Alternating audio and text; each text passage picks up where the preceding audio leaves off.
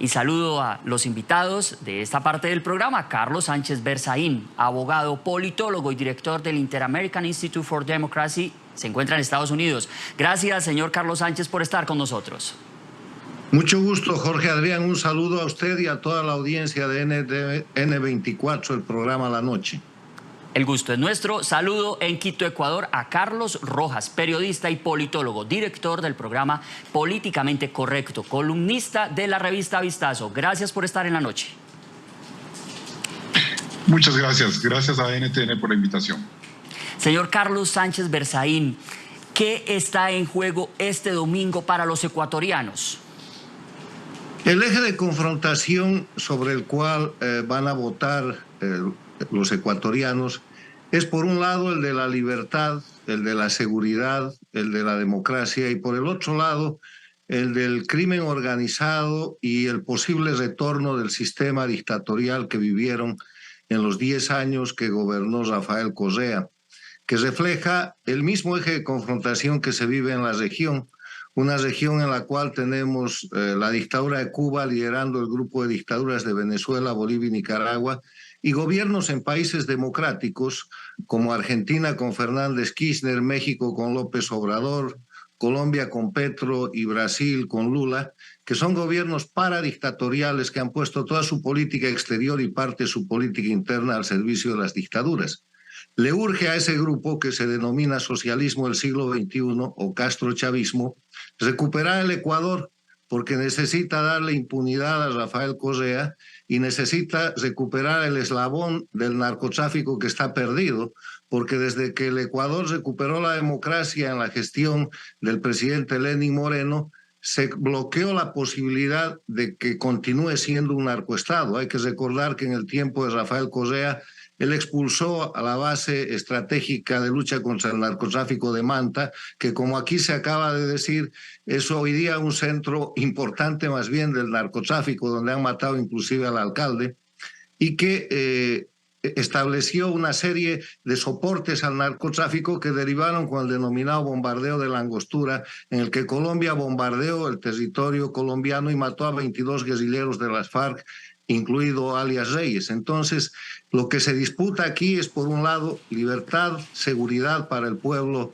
ecuatoriano, democracia, y por el otro lado, el retorno al pasado o a una posición en la cual ya están países como Bolivia, como Venezuela, bajo el control de narcoestados y bajo amenaza permanente para su población. Carlos Rojas, en Quito. Este domingo electoral, este domingo de comicios anticipados en Ecuador, ¿podrá pasar la página a esta crisis institucional, esta crisis política, luego de la muerte cruzada decretada por el presidente Guillermo Lasso? Bien, me parece a mí que el asesinato del candidato Fernando Villavicencio la tarde del 9 de agosto en Quito marcó un quiebre, no solo en lo que venía siendo esta campaña electoral, un proceso corto de tiempo, bastante aburrido y bastante previsible, que anticipaba para algunos sectores del país un inminente retorno del correísmo, incluso en primera vuelta. Tras estos hechos, al tratarse un candidato de ser el personaje que más confrontó con Rafael Correa y el que puso sobre la mesa de discusión desde su presencia en la legislatura, y si vamos un poco antes, desde su gestión como periodista de investigación, luego como político en la Asamblea y ahora como candidato presidencial, siempre puso el enfoque de que el grave problema de inseguridad que tiene Ecuador no se soluciona únicamente con un problema de blindaje de la fuerza pública y ataque a la delincuencia, sino también de comprender cuánto han penetrado las mafias de la corrupción, del crimen organizado y del narcotráfico en el Estado. Y cuando en testimonio de él se transforma en un hecho sangriento como la muerte, como el asesinato a manos de un sicario en la ciudad de Quito, en una zona del centro norte de la ciudad donde no se había visto este tipo de violencia, pues le da una bofetada al país y le dice las denuncias que yo venía haciendo sobre el grave acecho del crimen organizado y el narcotráfico son reales. Eso ha cambiado radicalmente la percepción de los ecuatorianos de cómo definir su futuro, a tal punto que en este momento la campaña electoral, que tomó ya otro tipo de dimensiones, este momento nos ha generado a todos un periodo de incertidumbre bastante interesante, porque no sabemos exactamente cuál va a ser la tendencia que impere, pero lo que sí está claro al menos es que no habrá un triunfo en primera vuelta, en donde se suponía que ese triunfo lo iba a tener el correísmo, y que, por otro lado, podrá darse unos meses más, unas semanas más, de una competencia ideológica y política más interesante para definir el gobierno que estará en el país 18 meses. Y a propósito de las tendencias, señor Carlos Rojas, quiero preguntarle a Carlos Sánchez Berzaín en Estados Unidos, desde su perspectiva, ¿hacia dónde cree que será capitalizado todo ese caudal electoral que tenía el asesinado candidato Fernando Villavicencio? Porque seguramente este asesinato pues impactará a la hora de las personas decidir en las urnas este domingo, este gran domingo electoral. Mire, si seguimos la historia, tenemos antecedentes de este tipo, por ejemplo, en Colombia, cuando asesinaron al candidato Galán en la década de los 80, lo que sucedió es que apareció un candidato a la presidencia que en su misma fórmula ganó la elección y fue presidente de Colombia y después secretario general de la Organización de Estados Americanos, César Gaviria. Entonces, es una posibilidad que el pueblo ecuatoriano, en reconocimiento a la lucha y al marcado eje de confrontación que ha sido descrito aquí, apoye esa fórmula. Pero en todo caso va a haber una segunda vuelta y esa segunda vuelta va a seguir marcando una cuestión que, más allá de la ideología e inclusive más allá de los programas, va a definir el futuro del Ecuador para ver si sigue el proceso para sujetar y fortalecer la democracia o si marchan hacia el pasado, al tiempo en el cual el Ecuador tenía presos políticos, tenía exiliados políticos, tenía perseguidos políticos, tenía sabatinas y tenía todos los elementos de una dictadura que incluía el ser un narcoestado en el tiempo de Rafael Correa. Yo creo que esa es una posibilidad y la otra es que en el bloque de los candidatos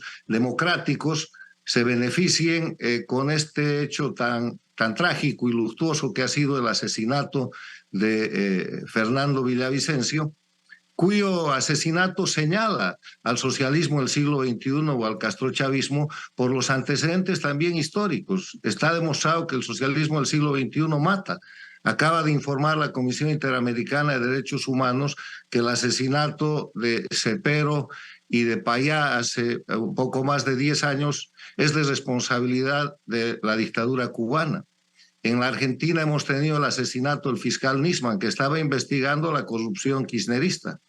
Hemos tenido en el propio Ecuador el asesinato del general Gabela en el gobierno de Rafael Correa, cosa que nunca se ha investigado por el tema de la corrupción con los helicópteros indios. Y hemos tenido en Venezuela, entre otros, el asesinato del general Baduel, ex ministro de Defensa del propio dictador Chávez, que estando preso político ha sido muerto en circunstancias nunca esclarecidas. O sea, el socialismo del siglo XXI mata.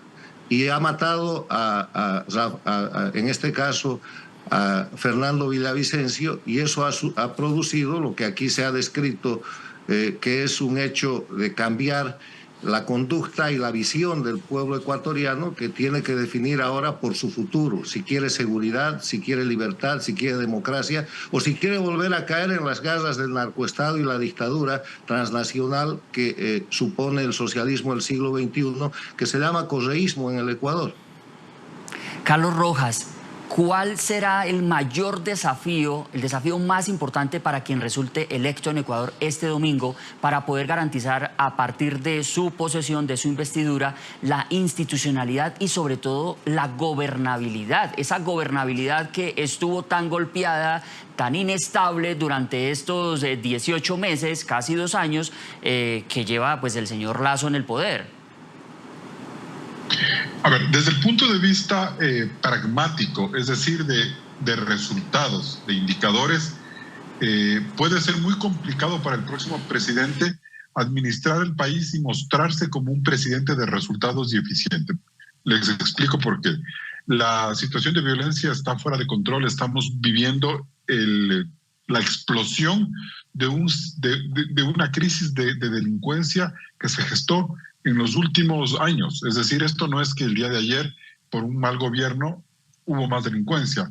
Esto ha venido como incubándose durante muchísimos años y en los últimos meses, podríamos decir, en el gobierno de Lasso, estalló en gran medida por la falta de previsión y la poca capacidad estratégica de recursos y de visión política y de liderazgo que ha tenido este gobierno, el gobierno de Guillermo Lasso, para hacer frente a esta crisis. Entonces, desde el lado de la seguridad pública, el gobierno de Lasso está liquidado y creo yo que el próximo presidente tendrá que destinarle muchísimo tiempo, hacer muchísimos sacrificios y quizás no tenga los resultados que ahora promete una campaña electoral. Eso por un lado, pero quizás la gente pueda ver un esfuerzo de controlar el crimen y eso quizás lo evalúe bien. Por otro lado, hay la necesidad de fortalecer y blindar la economía, toda vez que en los próximos meses va a venir el fenómeno del Niño y Ecuador va a ser uno de los países del Pacífico que más va a enfrentar estos flagelos y que puede generar un descuadre en las cuentas fiscales y en la economía y en la producción. Y por otro lado, no va a haber una mayoría sólida en la Asamblea Nacional para ningún presidente. Quizás el correísmo pueda tener un poco más de fuerza legislativa porque podrían tener una mayor capacidad de legisladores, pero ni siquiera ellos. Por eso yo me atrevo a decir que más allá que esperar resultados concretos, es decir, que la tasa de violencia baje de 34 como está ahora a 0, va a ser muy complicado. Pero me parece a mí que la única manera que tendrá este gobierno, el próximo me refiero, de lograr mantenerse en el poder es con un discurso de esperanza, de unidad nacional que le permita a este presidente tener la fuerza suficiente para que necesariamente apueste por la reelección en el año 2025 y logre el país tener un gobierno de 5 años y medio que le permitan tener las bases de un nuevo Ecuador en donde se solucionen o se combatan los problemas de inseguridad, se fortalezca la economía definitivamente, donde no haya más fantasmas en contra de la dolarización como los ha instalado el mismo correísmo por una torpeza en su campaña, y finalmente porque exista un nuevo cambio en la piel política del país. Es decir, lo que decía Carlos hace un momento, dejar por un lado el pasado que es el correísmo, el socialcristianismo, Lasso, y más bien resetear la política y tener nuevas fuerzas y nuevos líderes que le den al país un sentimiento de futuro. Muchas gracias, se nos acaba el tiempo. Agradezco a nuestros invitados en esta segunda parte del programa La Noche, a Carlos Sánchez Berzaín y a Carlos Rojas, dos reconocidos analistas que han estado aquí dándonos una radiografía de lo que ocurre en Ecuador en este gran domingo electoral. Hacemos una pausa en La Noche, ya regresamos.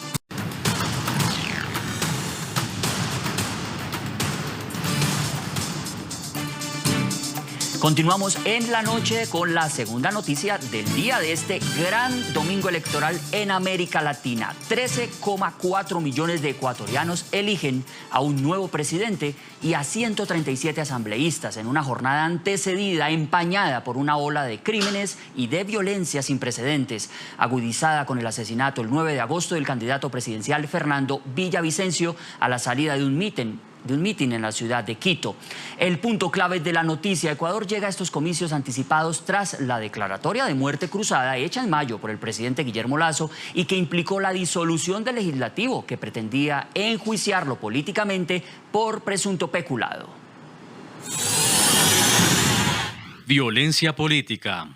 La gravedad de los atentados contra candidatos a las elecciones generales anticipadas pusieron una vez más en evidencia la difícil situación de violencia que atraviesa Ecuador. Una ola de indignación y de rabia inunda al Ecuador. Es preciso entender que las mafias le han declarado la guerra al Ecuador y que el Estado y las Fuerzas Armadas responderán.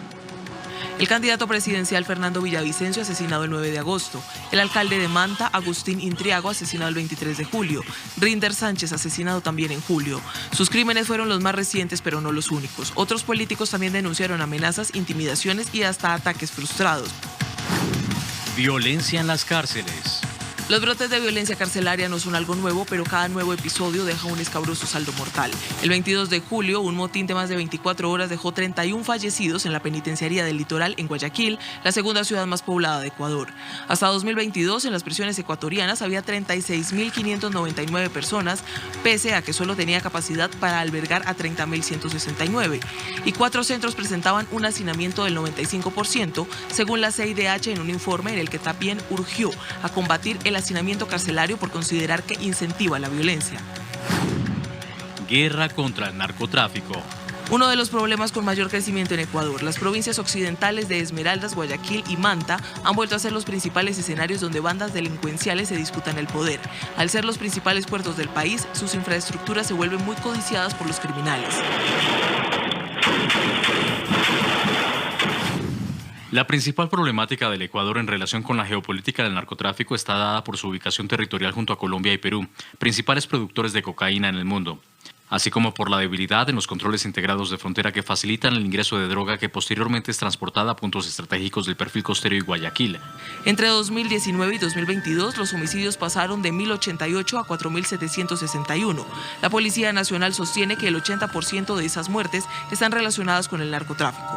Desde el gobierno ecuatoriano han culpado del actual auge delictivo no solo a las organizaciones criminales, en particular a los narcotraficantes, sino a la poca inversión de administraciones anteriores en materia de seguridad.